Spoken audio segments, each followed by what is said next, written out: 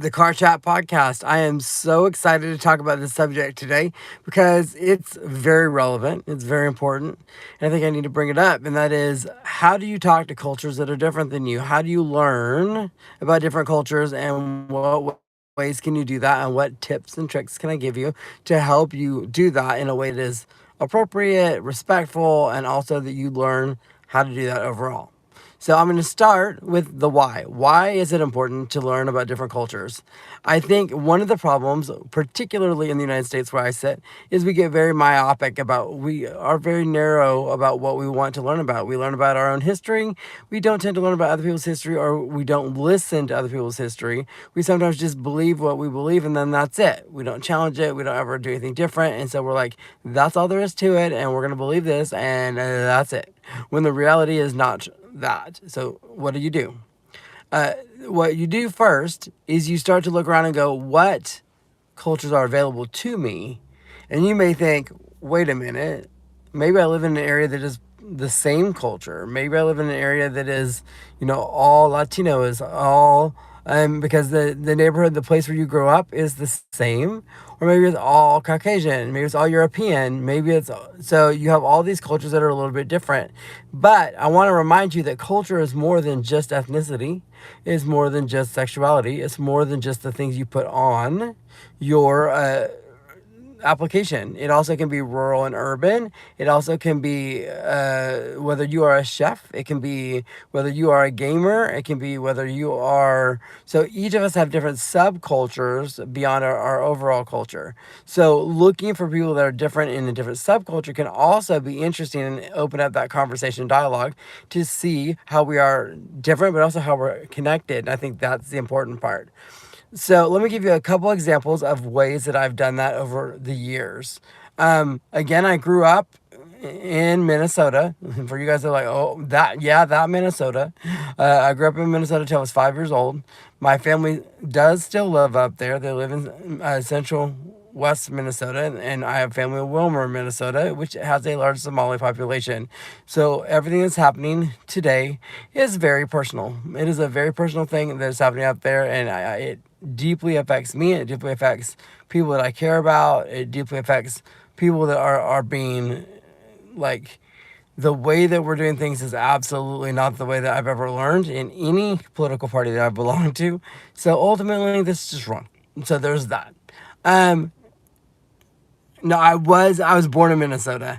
I'm currently in Oklahoma. Hello, is it LeBron fan? Hello, Mr. Bubber. Hello. Oh, is it Jova? Mommy? I may have missed that. If so, I apologize.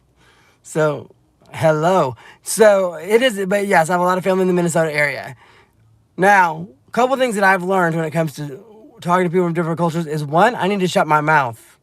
I need to not talk all the time, and I need to listen. Because sometimes what happens is we want to go and we just want to talk all the time and hear ourselves talk.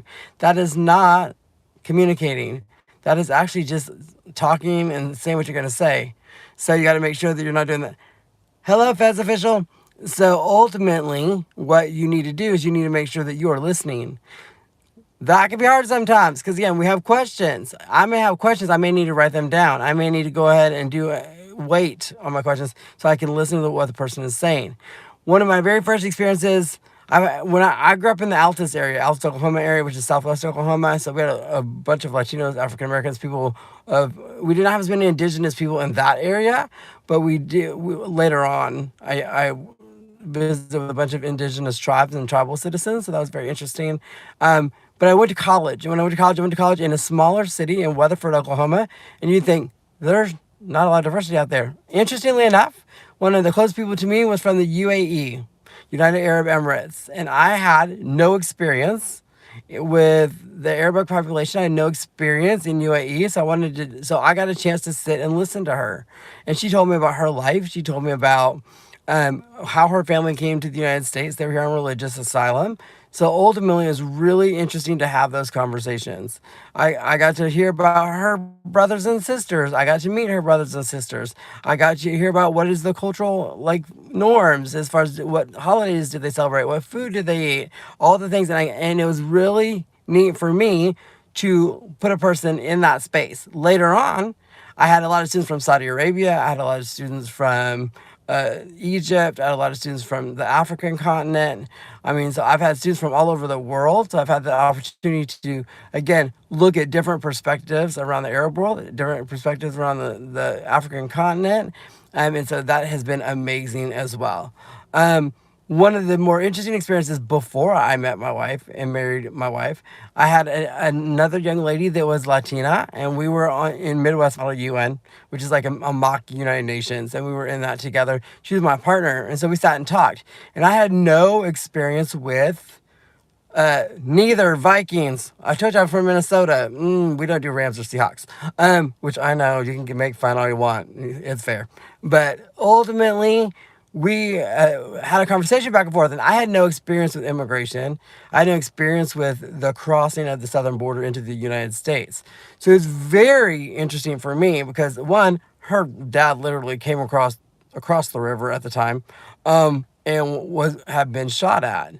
And so it gave me a different thought process, a different perspective on, okay, what would I do and what would cause me to be willing to be shot at to achieve a dream that I think I wanted to have. And I was like, huh. So that gave me, again, a different perspective, a different thought on what I just assumed that, people just came in, they signed up, they came through. Not quite.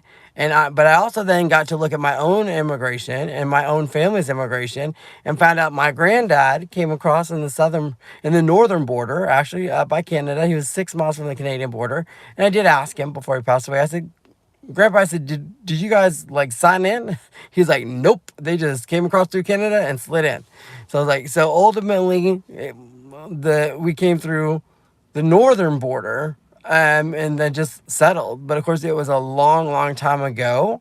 And so we saw that. Now, my grandmother, that was she, they did go through Ellis Island and came all the way through because they were on the Carlson side. So it's amazing to hear about their background. We have Harvard theologians and ministers and things like that on that side.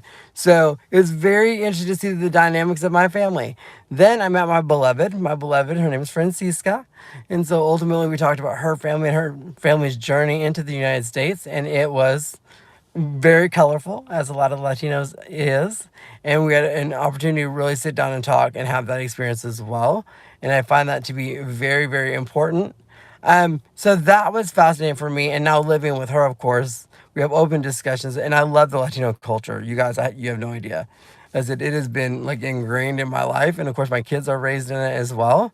And so it is very, very important for us that we are part of that culture. Because I feel like it is just a beautiful, beautiful culture, first of all, around the South America and also Spain and the Caribbean. And I mean, there's beautiful Latinos around the world. And I think that is an incredible, incredible space that if you have not immersed yourself in the culture and listened and experienced it, you need to. It is amazing. And then now in Oklahoma, we have a very unique experience. We have 39 federally recognized nations. They are tribal nations. And for you that are not from Oklahoma, let me explain that ultimately they are sovereign nations. They have their own borders, they have their own governments, they have their own courts, they have their own police systems. So if they have a negotiation with the state of Oklahoma, it is actually international negotiations. It is between the state of Oklahoma and the tribal nation of the Chickasaws, or the Choctaws, or the Cherokees, or the Seminole, or the Creek, or the Oto Missouri, or the Kiowa, Apache. So each of those nations have their own international stuff that comes in. I had a really good guy that I worked with, and he was telling me about his religious ceremonies. And you can always tell when people have been pushy with people when you are there to listen and they just keep qualifying everything. I know this is different. I know this is different. And I said, I am not judging whether it's different or not. I just want to hear about your religious ceremonies. So he was telling me about the way that they did things, the way that women did things in that space, whether they used hallucinogenics or not in that space, where they would do this and what the food would be like and what the music would be like and the drum circles and all the things, the nature element to it.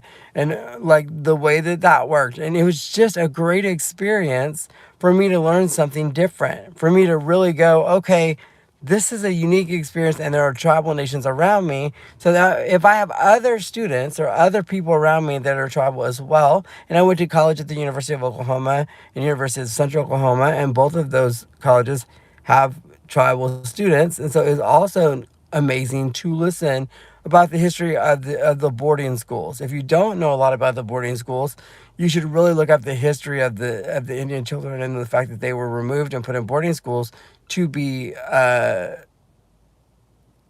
given religious education, but ultimately it's very, very difficult, and it was trying to strip them of their culture. So it's very, very unique. And so that was fascinating for me. It also was fascinating to see how, again, collectivists that the tribal nations are, that family is anyone in the tribe. So brothers and sisters may not be biological brothers and sisters, but they are brothers and sisters in their tribal families. I've also visited a lot with people from Asia, whether it is, China, Vietnam, South Korea, North Korea, and different places like that. And so ultimately, I love to have those conversations and sit down and learn about the family and the history and the background. And again, it's a chance for me to listen. It's a chance for me to honor who they are and really just learn from somebody else's perspective who we are. One of the most impactful things that I ever did was I had a former UN ambassador as a professor of mine. He was from Belize. His conversation that challenged me the most was the view of the United States, not from the American perspective, but from the Belize perspective. What he felt as his nation in Central America, and how he felt about the United States. And that broadened my perspective a lot, because I had to really open up my thought process and say, what if I weren't me? What if I weren't here? What if I were there and looking up at me? And then what would be my experience? What would be my thought about the United States and the way that we do trade, the way that we come in and tell people either what it is that we want or what we're going to get. And then I also had to look at the relationship between the People's Republic of China and the United States as well, and did that. So again, I've had a lot of experiences with international relations and what that looks like and the global implications of that. So it is important to me to look at our partnerships and our trade and the the difficulties, I would say, in our relationships. We've got to make sure that we are doing the right thing and creating the right balance, because if we don't, we were a leader in the globe. We were a balancing force. And I think that is something that we need to regain and get back. Now, I know this is not perfect. This is just, now let me give you a couple of different ways that I know, and I want you to think about where you can find people to talk to. It can be as simple as getting online. It can be visiting with somebody from another country. It can be visiting with somebody from another region. So if you are a Southerner, maybe you need to visit with somebody from the northern part of the United States. Maybe you are a rural person, visit with somebody from the city. Or a city person, visit with somebody from the country. Or you have a tribal nation near you, which they're all over the country, by the way. So you can find somebody that's a tribal citizen and ask questions. It could be that, you just are looking outside. Maybe someone's LGBTQIA. I mean, ultimately, you can look at people from different perspectives and have conversations.